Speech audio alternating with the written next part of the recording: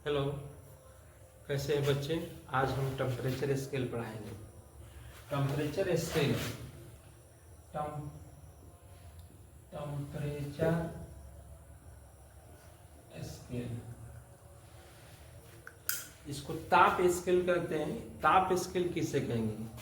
वह स्केल जिसके द्वारा ताप को मापा जाता है उसे ताप स्केल कहते हैं। वह स्केल जिसके द्वारा ताप को मापा जाता है उसे ताप स्केल कहते हैं। टेम्परेचर स्केल 4 प्रकार के होते हैं। पहला होता है आपका सेल्सियस स्केल। दूसरा होता है केल्विन स्केल। तीसरा होता है आपका फ़ारेनहाइट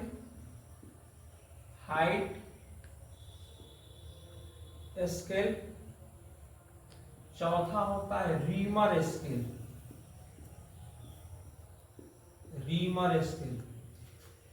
यानी Celsius scale, kelvin scale, Fahrenheit scale, reamer scale. यह स्केल जिस वैज्ञानिक ने इस स्केल का खोज किया इसलिए उसी के नाम पर यह रखा गया। जैसे सेल्सियस स्केल सेल्सियस ने खोज किया, आपका केल्विन स्केल केल्विन ने खोज किया, फ़ारेनहाइट स्केल फ़ारेनहाइट ने खोज किया, रीमर स्केल रीमर ने खोज किया। ये सभी वैज्ञानिक के नाम है। अब एक एक करके सभी स्केल के बारे में हम जानेंगे। पहला यानी कि हम सेल्सियस स्केल के बारे में जानेंगे। सेल्सियस स्केल जो है आपका ये इसमें जो है एक बिंदु जो होता है वो आइस पॉइंट पर होता है। आइस पॉइंट पर होता है, इसमें 100 बराबर भाग होता है। दूसरा बिंदु जो होता है वो स्टीम पॉइंट पर होता है, स्टीम पॉइंट होता है। और तीसरा बिंदु जो है आपका एनी पॉइंट पर होता है। इसमें 100 बराबर भाग होता है। ये 100 बराबर भाग होता है। ये जो भाग होता है 100 बराबर भाग होता है। ये 0 डिग्री सेल्सियस पर होता है और ये 100 डिग्री सेल्सियस पर होता है। 0 डिग्री सेल्सियस पर और 100 डिग्री सेल्सियस पर होता है। तो ये स्केल में यानी कि यह 0 डिग्री यानी आइस पॉइंट पर यानी कि 0 डिग्री पर जो है आपका बर्फ हो, यानी कि बर्फ का टेम्परेचर जिस ताप पर होता है वह क्या होता है 0 डिग्री पर होता है। इसी प्रकार हम चलते हैं केल्विन स्केल। तो केल्विन स्केल में भी वही चीज होता है आपका। यहाँ पर जो है केल्विन स्केल में 273 केल्विन में होता है। ये भी आइस पॉइंट पर होता है, यानी आइस पॉइंट पर है। और ये जो है आपका स्टीम पॉइंट पर है, स्टीम पॉइंट पर है। और ये आपका जो है एनी पॉइंट हो जाएगा, एनी पॉइंट। इसमें भी 100 बराबर भाग होता है। इसमें 100 बराबर भाग होता है। ये 373 हो जाएगा। अब इसमें संबंध क्या होगा?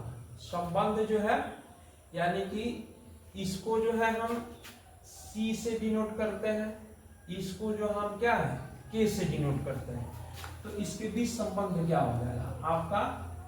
Relation between C and K। तो ये C माइनस 0 मतलब आइस पॉइंट इसमें से घटा देंगे। 100 minus 0 equal to K minus 273 by आपका हो जाएगा 373 में से 273 को घटा देंगे तो C बाई 100 हो जाएगा और K माइनस 273 हो जाएगा। ये हो जाएगा 100 हो जाएगा। इससे इसको काट लेंगे तो C equal to K minus 273। ये दोनों के बीच संबंध स्थापित हुआ। ये संबंध स्थापित यानी किसी एक का मान मालूम है तो दूसरे का मान हम क्या कर सकते हैं, ज्ञात कर सकते हैं। तो आगे देखने के लिए हम देखेंगे कि इसमें कुछ उदाहरण देखेंगे। जैसे मान लीजिए कि C इक्वल टू जो है आपका 40 डिग्री सेंटीग्रेड है तो K का वैल्यू क्या होगा? K equal to 1। तो हम यह जानते हैं कि क्या है आपका C equal to K minus 273 हो जाएगा। इसी की जगह पर वैल्यू इसका बैठा देंगे तो ये 40 हो जाएगा, ये हो जाएगा 3 हो जाएगा, ये हो जाएगा 273। ये इधर लाएंगे तो ये हो जाएगा 40 और प्लस ये जाएगा इधर तो क्या हो जाएगा, साइन चेंज हो जाएगा, प्लस हो जाएगा 273 हो जाएगा। ये हो जाएगा आपका 0 और 7 और 4 11 हो जाएगा और 3 यानी कि 2 and 3 हो जाएगा, यानी कि आपका फिर एक बार मिला लेंगे 0 और क्या है 3 मिलकर जो है 3 हो जाएगा, 4 और क्या है आपका 7 मिलकर 11 हो जाएगा, यानी कि 313 केल्विन हो जाएगा। इसी प्रकार अगर क्या है, अगर K का मान दिया है 300 केल्विन तो क्या है C का भी मान हम निकाल सकते हैं, यानी कि क्या है C का मान निकाल सकते हैं। तो वही सूत्र C equal to K minus 273, इसका मान निकालना है तो इसका 300 माइनस 273, इसको हम क्या करेंगे, ये माइनस कर लेंगे तो क्या है 27 डिग्री सेंटीग्रेड हो जाएगा। अब हम अगला स्केल देखेंगे, अगला स्केल जो है आपका फ़ारेनहाइट है, यानी कि 3 नंबर जो है आपका क्या है फ़ारेनहाइट है। तो फ़ारेनहाइट स्केल में इसमें भी क्या होता है कि जो है निम्न बिंदु जो है आइस पॉइंट पर होता है, आइस पॉइंट पर होता है आपका, और उसका उच्च बिंदु जो है आपका स्टीम पॉइंट पर होता है, स्टीम पॉइंट पर होता है। तो इसमें देखेंगे स्टीम पॉइंट पर होता है, इसमें भी जो है 180 माने 180 बराबर इसमें भाग होता है, 180 बराबर भाग होता है। यह जो है 32 डिग्री आपका जो है फ़ारेनहाइट पर होता है, 212 डिग्री फ़ारेनहाइट पर होता है। ये जो है आपका एनी पॉइंट पर होता है, एनी पॉइंट पर होता है। इसमें 100 जो है 80 जो है इसमें क्या है भाग होता है।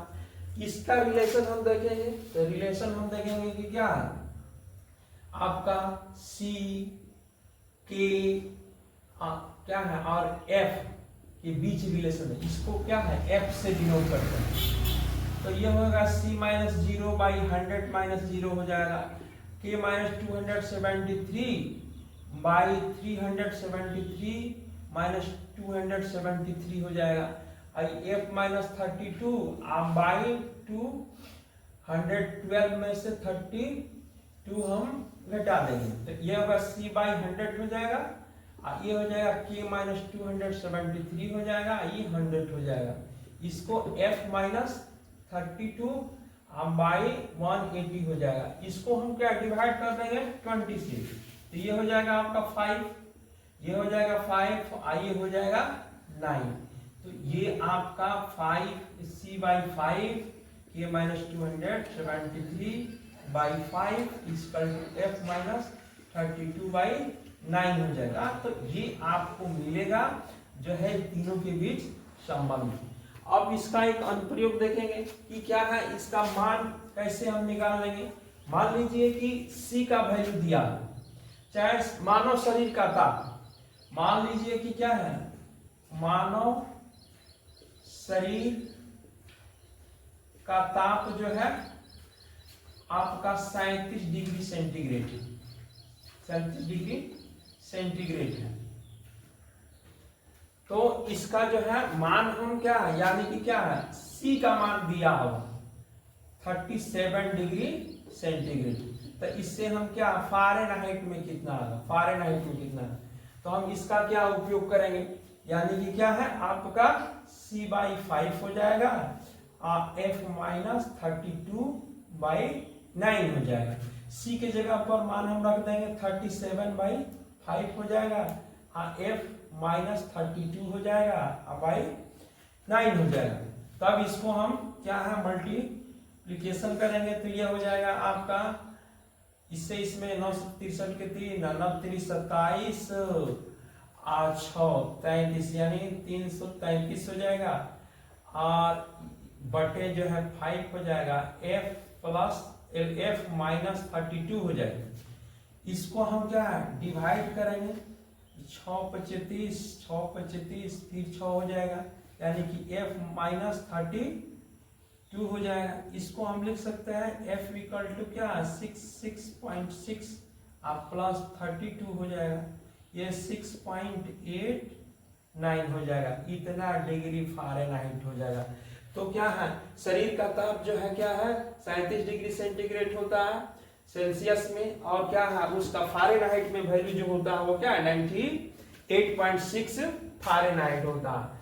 अगर डॉक्टर क्या है किसी मरीज का ताप बताता है 9.86 तो हम समझेंगे कि वह क्या है फ़ारेनहाइट में बता रहा है। अगर कोई डॉक्टर बताता है 37 डिग्री सेंटीग्रेड तब हम यह समझेंगे कि यह टेम्परेचर जो है किसे बता रहा है आपका क्या है सेंटीग्रेड में बता रहा है। तो ऐसे इस बात को हम ध्यान रखेंगे कि अगर क्या टेम्परेचर 40 से ऊपर कोई बता रहा है 40 डिग्री सेंटीग्रेड बता रहा है तो इसका मतलब है कि उसको बुखार है, यानी 40 नहीं होता 1 डिग्री सेंटीग्रेड अगर बढ़ जाएगा तो अधिक बुखार हो जाएगा। यानी कि क्या है अगर एक जो है डिग्री फ़ारेनहाइट बता रहा है कोई डॉक्टर तो इसका मतलब है कि उसको बुखार है, लेकिन लगभग 99 डिग्री बता रहा है तो इसका मतलब उसको क्या है बुखार नहीं है। तो अब हम देखेंगे जैसे मान लीजिए कि एक टेम्परेचर होता है जिस पर सेल्सियस और फ़ारेनहाइट स्केल बराबर होता है। जैसे मान लीजिए कि आपका टेम्परेचर C=-40 डिग्री सेंटीग्रेड है, तो फ़ारेनहाइट में इसका मान क्या होगा, तो फ़ारेनहाइट मान है तो सूत्र हम उपयोग करेंगे C/5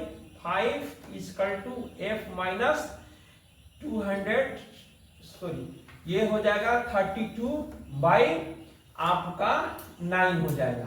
तो हम C का मान रख देंगे तो -40 हो जाएगा बाई 5 हो जाएगा F-32 हो जाएगा बाई 9 हो जाएगा। इससे हम डिवाइड करेंगे तो -8 × 9 F-32 हो जाएगा। इससे हम क्या है मल्टीप्लाई करेंगे तो क्या -72 हो जाएगा F-32 हो जाएगा F=-72 प्लस 32 तो यह -40 डिग्री फ़ारेनहाइट होगा। बात ध्यान रखेंगे ये ऐसा एक टेम्परेचर है जिस पर क्या सेल्सियस और फ़ारेनहाइट स्केल बराबर होता है। पूछा जाता है एग्जाम में कि सेल्सियस और फ़ारेनहाइट स्केल जो है किस ताप पर बराबर होते हैं, तो वह क्या होता है -40 डिग्री सेंटीग्रेड ताप पर क्या सेल्सियस और फ़ारेनहाइट स्केल क्या होते हैं बराबर होते हैं। अब यहाँ और सारे भी एग्जाम्पल है, मान लीजिए कि क्या है C का वैल्यू अगर क्या है 300 डिग्री केल्विन है, तो 300 डिग्री केल्विन है 300 डिग्री सेंटीग्रेड है तो केल्विन में इसका मान क्या होगा, तो हम C=-273 यानी कि K=C+273 C का मान हम रख देंगे 300 + 273 यानी कि 573 केल्विन हो जाएगा। इस तरह से और सारे भी उदाहरण हैं।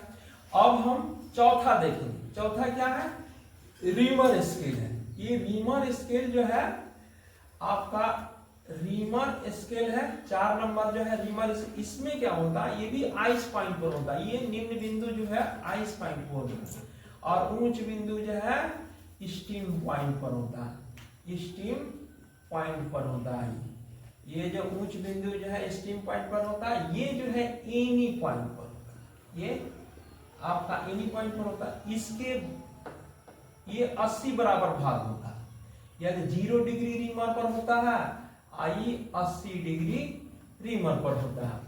तो यह जो है 0 डिग्री रीमर पर होता है, आई 80 डिग्री रीमर पर होता है। तो इसके बीच संबंध क्या होगा, तो C/C - 0 100 - 0 = आपका K-273 बाई 373 - 273 = हो जाएगा आपका F-32 बाई 212 - 3 और जो है आपका R-0 बाई 80 - 0 हो जाएगा। इसको हम लिख सकते हैं C/100 = K-273 बाई 100 हो जाएगा। F-32 बाई 180 हो जाएगा = R/80 हो जाएगा।